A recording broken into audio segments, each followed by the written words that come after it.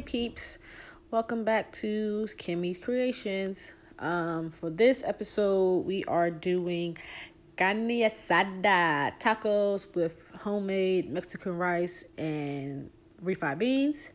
I also made some homemade guacamole that you'll see later on in the video. Right here, I am just trimming off the fat from the skirt steak. I do not like too much fat on my steak. I like to trim off as much as I can without taking too much meat off. So that's what I'm doing here. I do the front side, I turn it around, and I get the back too. And yep, getting it back. You know, I don't usually do voiceover, so this is kind of funny and weird for me, but I'm going to continue to do it. So now I am tenderizing the steak. I take the thicker side, and I don't really want to flatten. I just want to get it kind of easier to chew, easier to cut. So that's what I'm doing right here.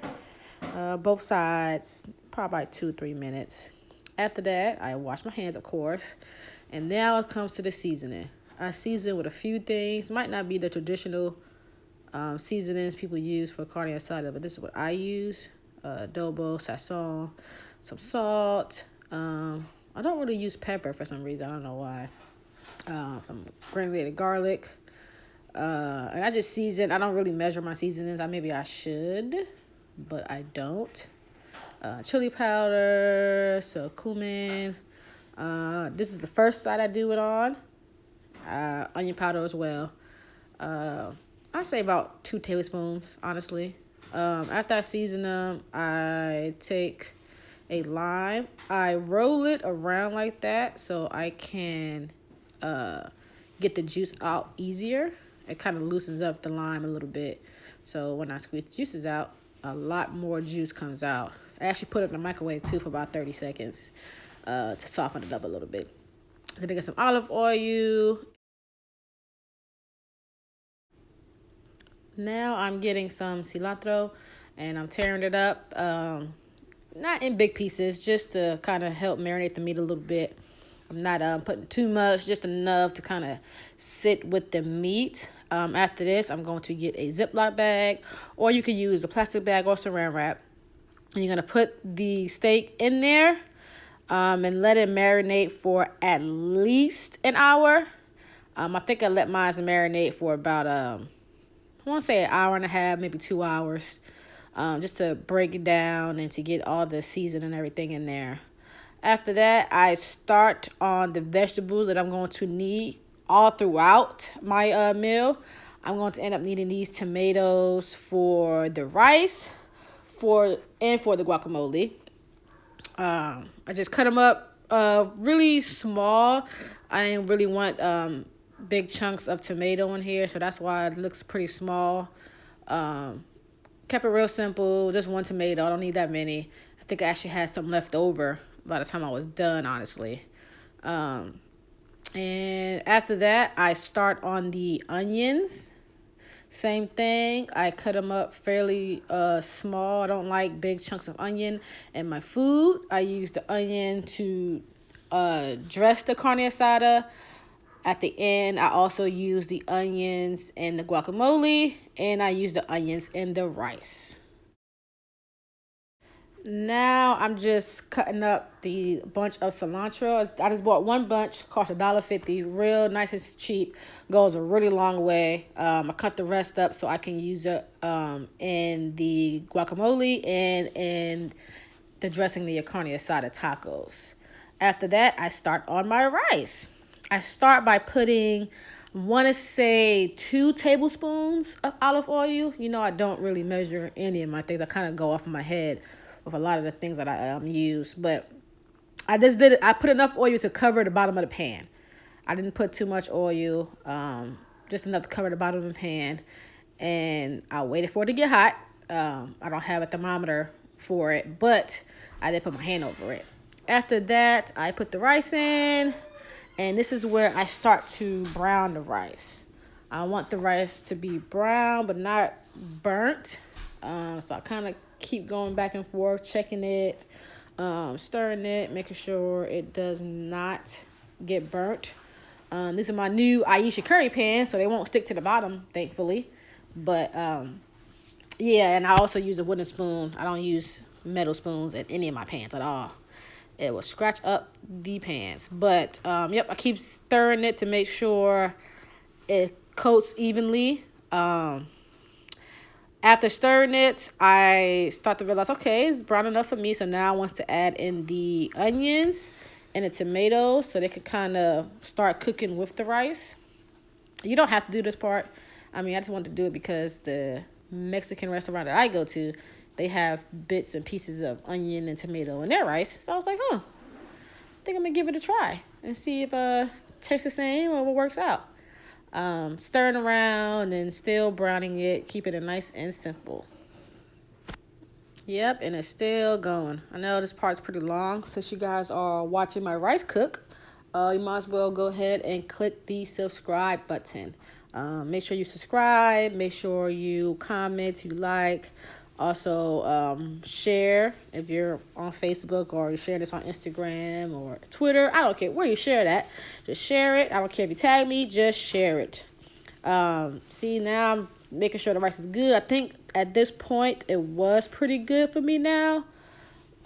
Just enough brown. Sometimes, depending on how I feel, I like to get my rice really, really dark. But it's just yellow Mexican rice, so I didn't feel like I needed to get it that dark.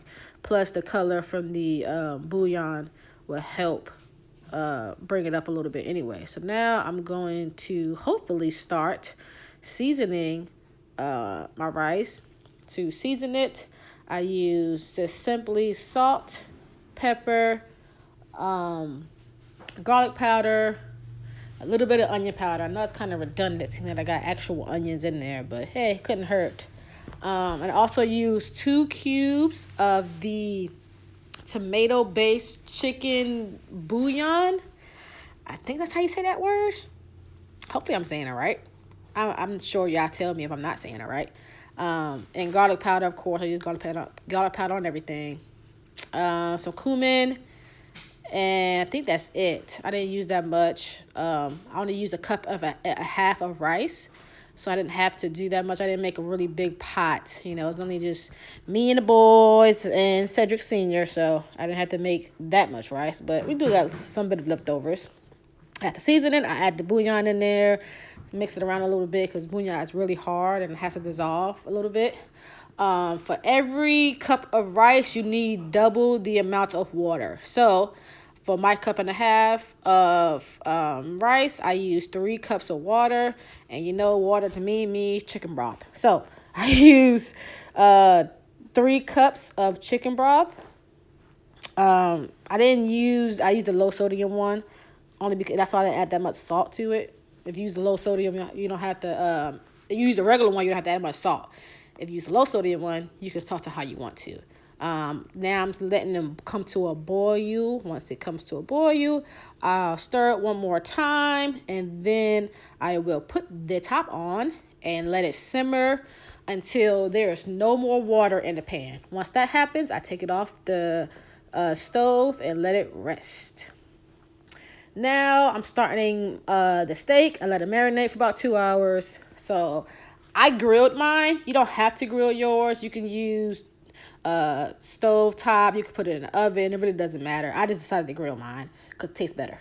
Refried beans. I use the old El Paso 1 can of refried beans. I season it with cumin, salt, garlic powder, of course, and a little bit of sazon. I do love me some sazon. New York girl in me. After that, I start mixing it and realize it's too thick. So here is my little trick to thick refried beans. You get some sour cream. I'm telling you, it'll be just as smooth and creamy as the refried beans you guys get when you go to Plaza Azteca and El Azteca and everywhere else. Trust me, it tastes fine. It doesn't alter the taste at all. Now, here is the fun part. I started my guacamole. I waited till I already took my steak off the grill. Sorry I didn't show you guys how that steak looked. It looked good. Tastes even better. But I took my steak off the grill and you have to let it rest for 10 minutes. So while it's resting, I decided to make my guacamole. Everything's already cooked and done. So for this one, I used two guacamoles. I used 2 avocados. Took the pits out, and I used my real big fork to try to shred it a little bit. They were real soft. They were ripe. They were perfect. I didn't have to let them sit out too long or anything. I put 2 of them in a mixing bowl. Then I start with my seasonings. For guacamole, it's real simple on the seasoning.